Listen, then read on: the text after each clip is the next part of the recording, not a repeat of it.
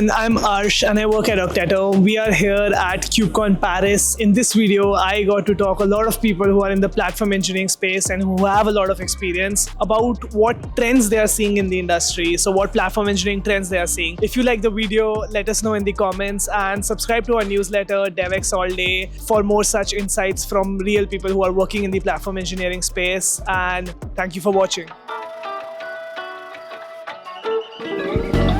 So one I was thinking about recently is kind of trough of disillusionment. So we talked about, so platform engineering has become quite popular, and 2023 was described as like the year of platform engineering. Great. But what I think we're starting to see is people have spent time, money, energy building these platforms, and now they're starting to realize that maybe what they've built isn't what developers need. The whole build it and they will come mantra is starting to reap its own problems now.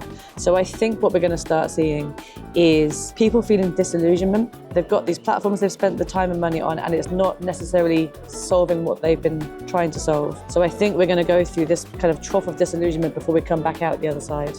Trends-wise, definitely focus on developer experience. I think that's really key. And often related to that is user experience. And that for me is sort of based in product thinking, platform as a product, other things as a product. And when we think about this notion of delivering something even internally, a tool, a platform as a product, you naturally think about user experience. You naturally think about value, viability, usability, feasibility, all these kind of things. And that long may it continue, because I think I've personally built many tools that don't always think about those things in my previous careers or previous jobs.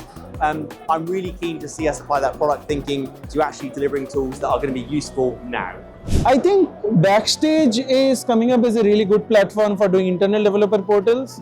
I haven't delved it much into detail, but I know that a few teams in my day job are using Backstage for building IDPs. Other than that, in terms of platforms, I've mostly looked at things like, since I'm a developer, I try to build tools where I can build and ship code easily. And I have not looked at potentially like developer portals or experience tools like that. So one trend that I'm certainly following a lot is how to bridge the sort of infrastructure developer experience divide. That's something that comes up a lot of different tools and a lot of different techniques, I think, for doing this.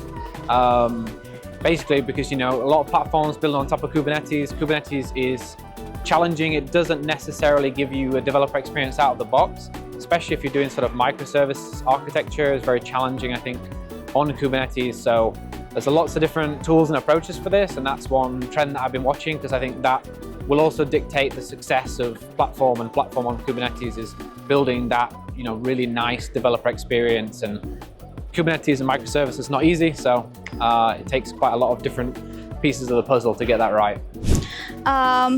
Yeah, some of the key trends that I'm observing is abstracting the platform, you know, where developers don't really need to know Kubernetes primitives. It should be more abstracted, and that would be a better and greater developer experience without friction.